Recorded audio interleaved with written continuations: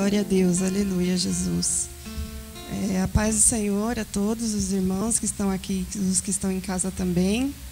É muito bom estar aqui na casa do Senhor com os irmãos. É muito bom ouvir a palavra do Senhor.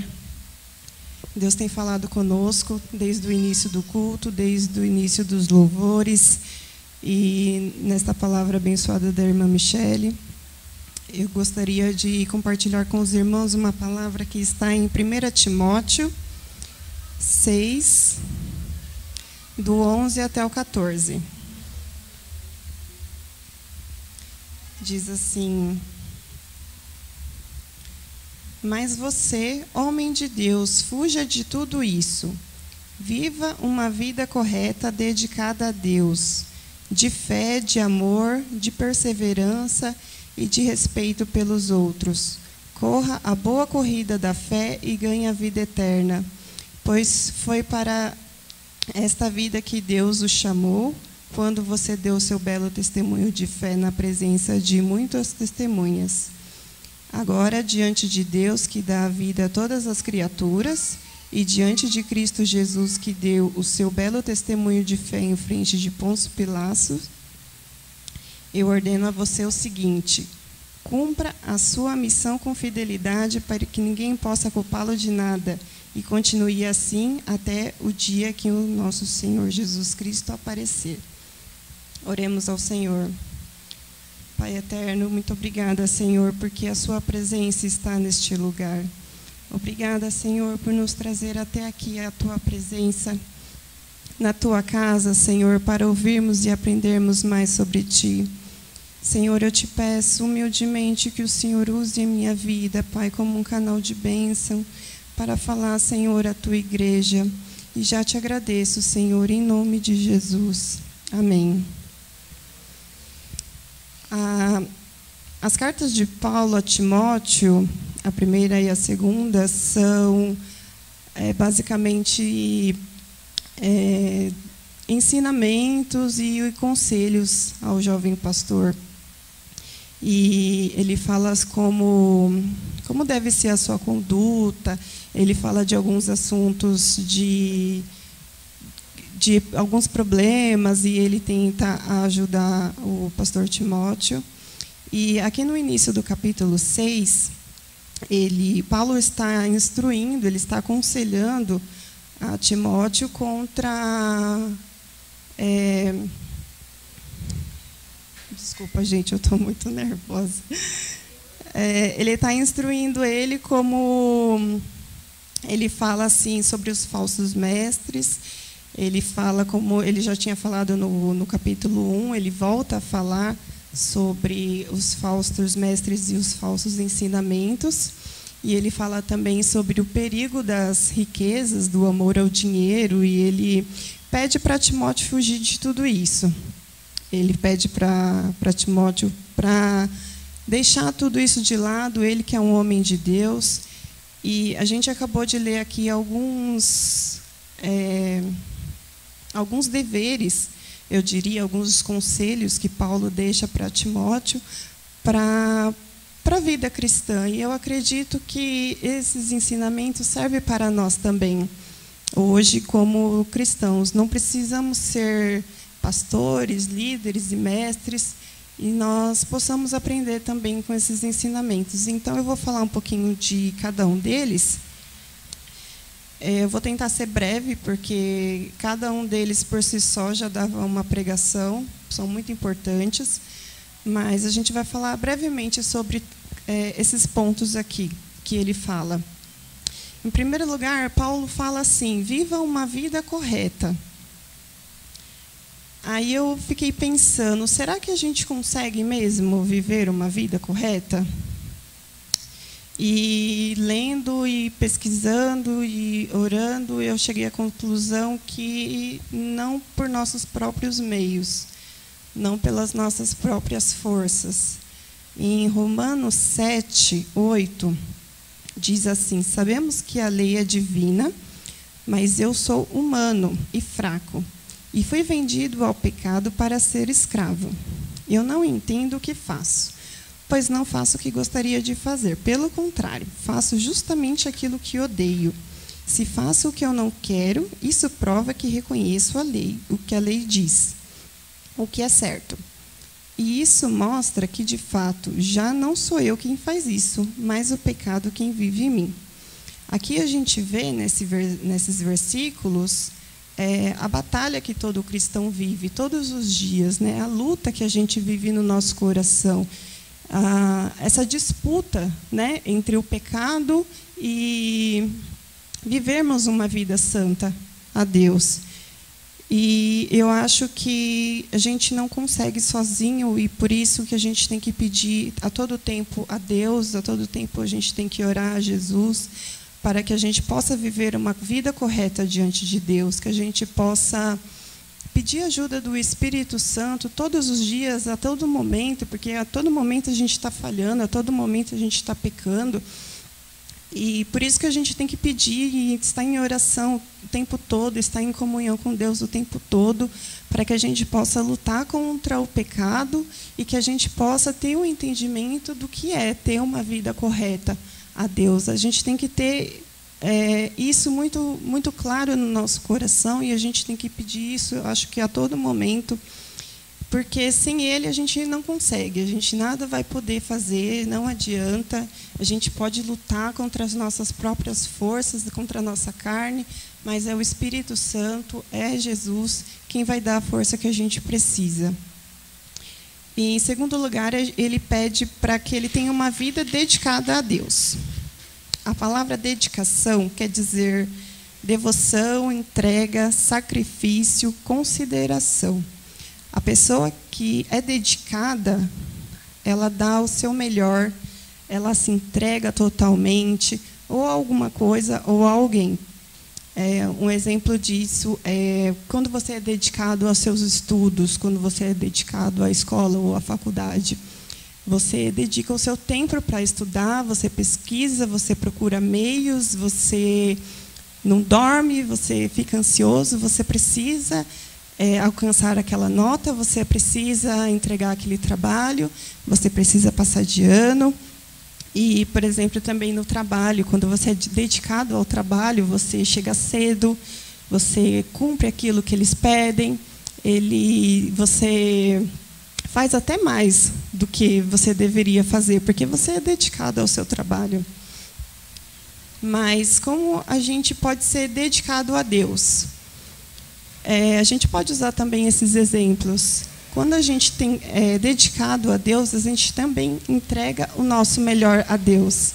A gente também entrega o nosso tempo a Deus. E o nosso melhor tempo não é aquele tempo que sobra, não é aquele tempo que resta, não é no meio da noite quando a gente lembra, quando a gente já está caindo de sono.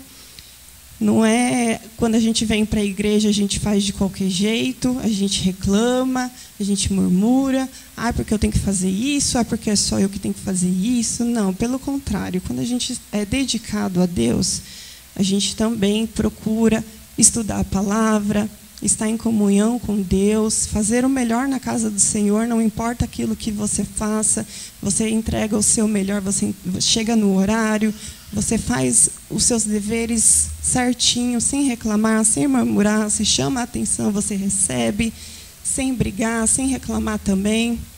Eu acho que isso é você se dedicar também a Deus, tanto como a gente se dedica nas outras coisas, a gente primeiro deveria se dedicar mais a Deus e às coisas do Senhor com entusiasmo, com alegria.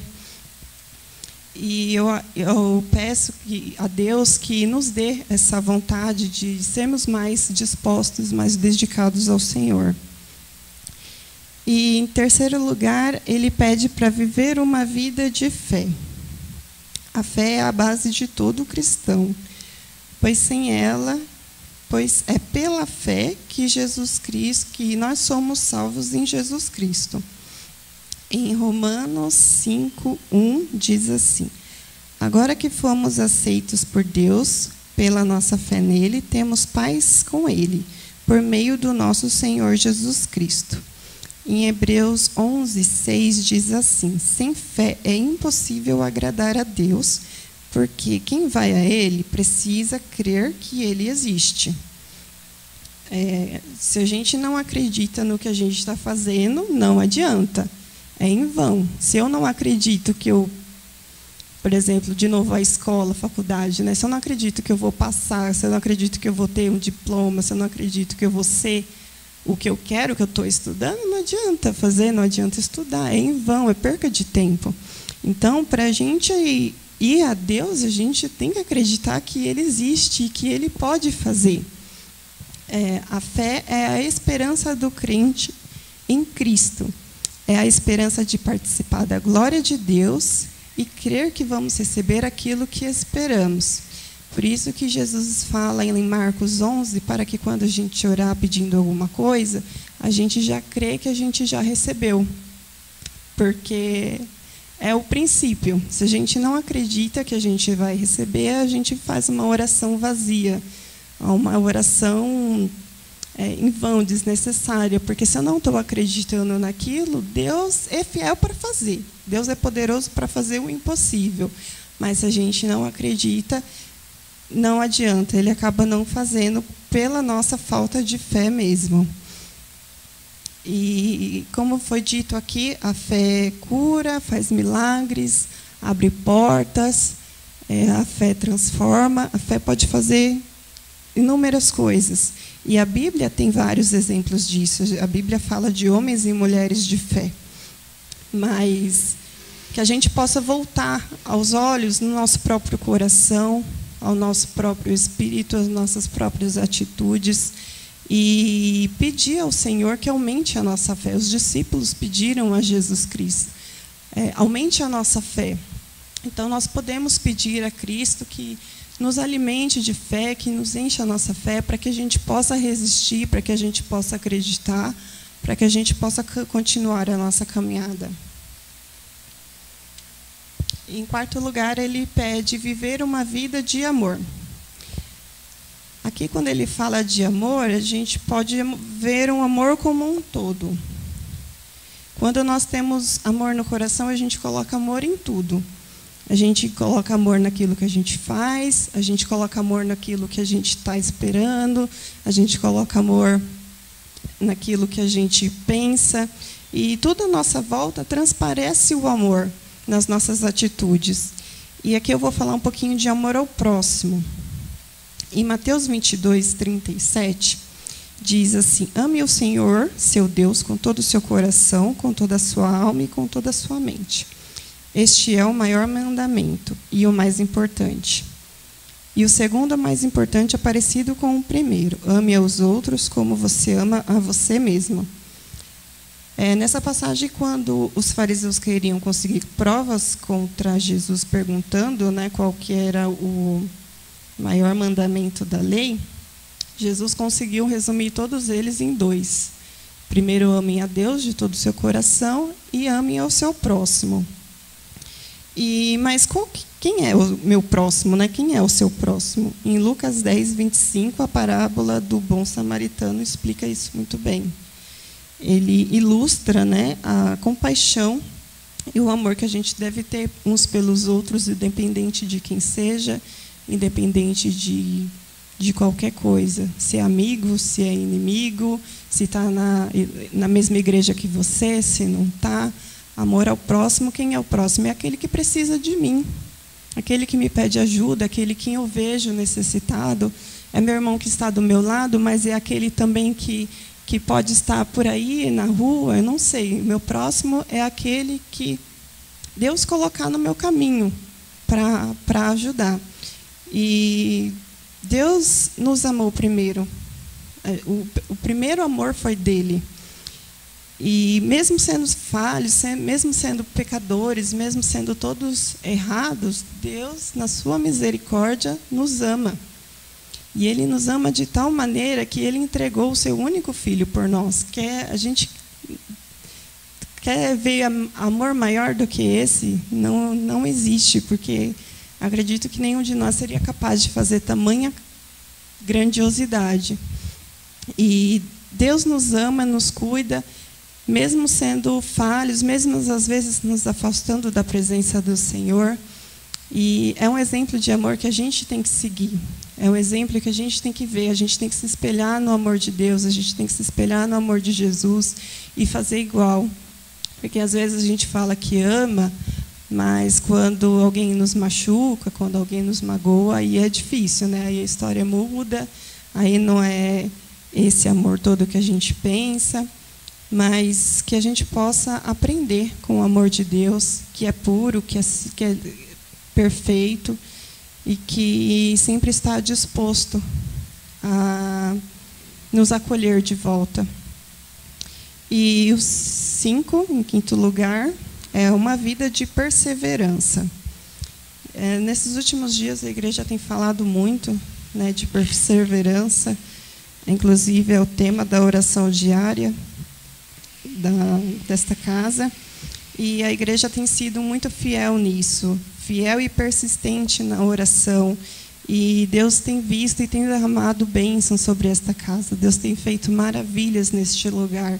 A gente acabou de testemunhar milagres aqui. E eu acredito que em cada um de nós, nesse tempo, eu acredito que pelo menos uma coisa, um milagre, algo da parte do Senhor você recebeu. Só pelo simples fato de você estar bem, de você estar vivo, de você estar em saúde, de você estar aí na sua casa com a sua família ou aqui na casa do Senhor, já é um milagre, já é uma bênção. E Deus honra essa persistência, essa perseverança. E Deus é poderoso para fazer infinitamente mais do que a gente imagina. Quantos, por exemplo, já se perderam, já desistiram nessa caminhada, né? Falando de pandemia. Quantos já desistiram de estar na casa do Senhor? Quantos já... quer saber, não vou mais, não sei, vou esperar passar. Mas os que ficaram persistentes, os que continuam no Senhor, Deus tem renovado as forças e Deus tem feito maravilhas no meio do seu povo. E, em sexto lugar, ele fala de uma vida de respeito aos outros. E eu diria aqui que respeito e amor andam juntos, né? Porque se você ama o seu semelhante, você o respeita. Você respeita o seu espaço, você respeita a opinião, você não se irrita, você não briga, você não bate boca por besteira.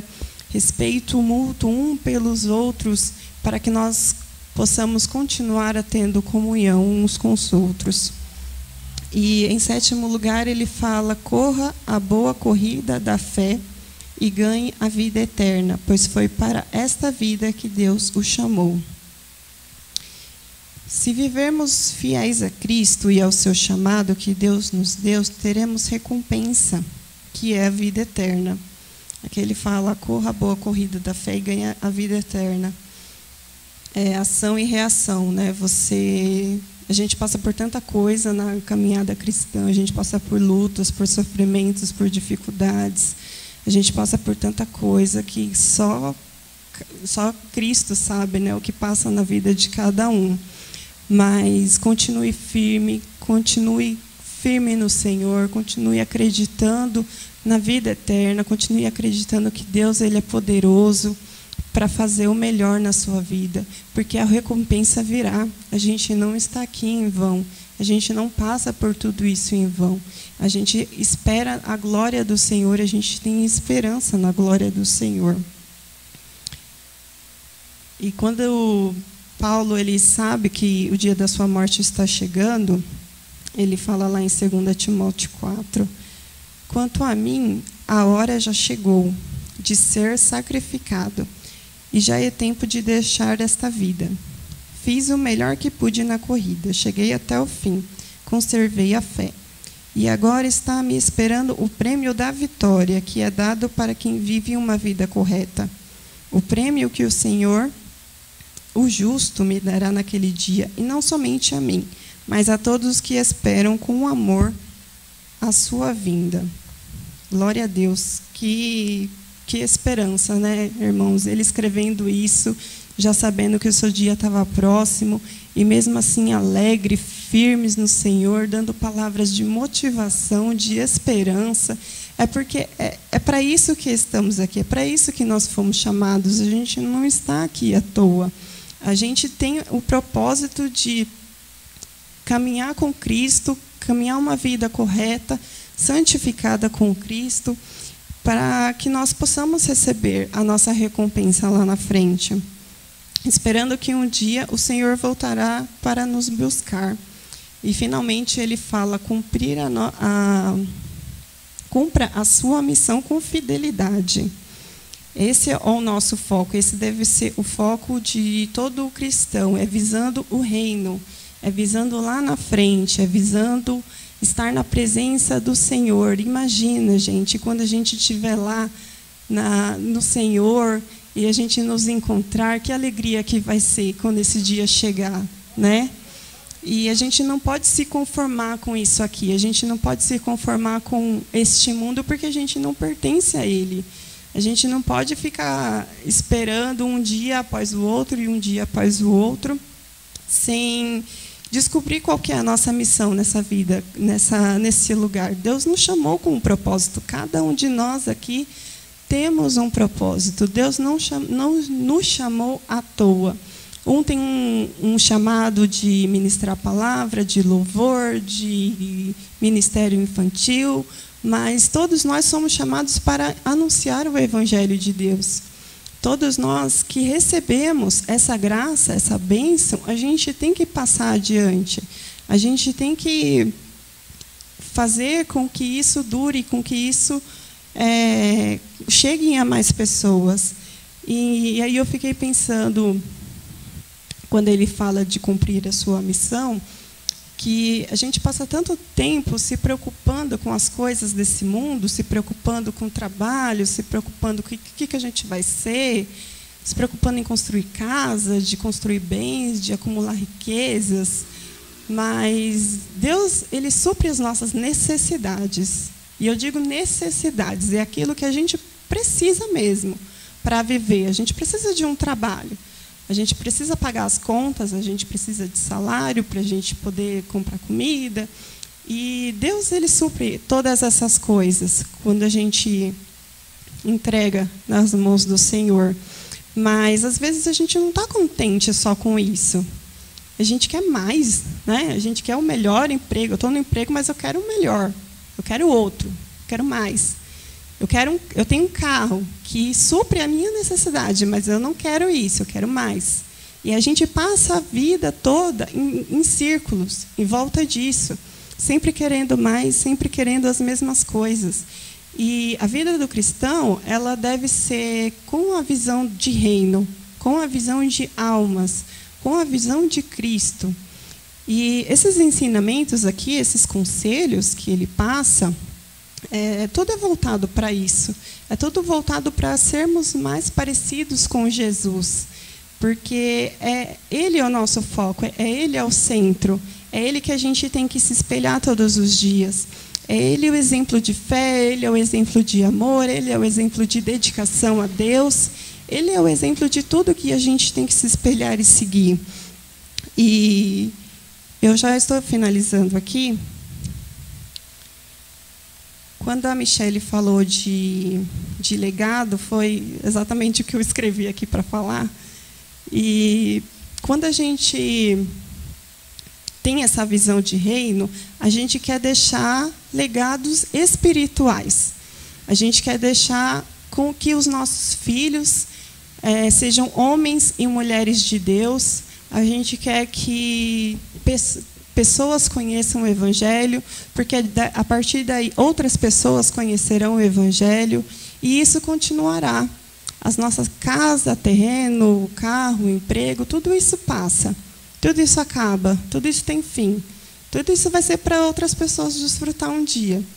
Mas a semente que a gente planta hoje no coração das pessoas, que é Cristo, isso é o que fica, isso é o que ecoa pela eternidade. E que a gente possa aprender com esses ensinamentos e que a gente possa viver uma vida dedicada, completa a Deus. Que a Ele toda a honra e toda a glória. E eu agradeço a oportunidade.